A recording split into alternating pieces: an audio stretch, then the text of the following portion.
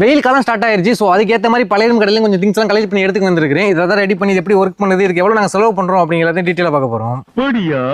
First இந்த ஏர் கூலரை தான் பிரிச்சு உள்ள என்ன பிரச்சனை அப்படிங்கிறத பார்த்துருவோம். இந்த ஏர் கூலரை ஓப்பன் பண்ணதுல என்ன ப்ராப்ளம் அப்படின்னு பார்த்தீங்கன்னா, இந்த மோட்டரில் பயங்கரமாக ரஸ்ட் ஏறி ஸ்டெக் ஆகி அதோடைய கண்டிஷன் எல்லாம் இருந்துருச்சு. ஸோ அந்த மோட்டருக்கு ஆல்டர்னேட்டாக என்கிட்ட இருந்த டவர் ஃபேன்லேருந்து ஒரு மோட்டர் கழட்டி எடுத்து வைக்கலாம்னு பார்த்தா, டவர் ஃபேனில் உள்ள மோட்டரில் வந்து பார்த்தீங்கன்னா கீழ் சைடில் போல்ட் போல் லாக் பண்ணிடுறாங்க.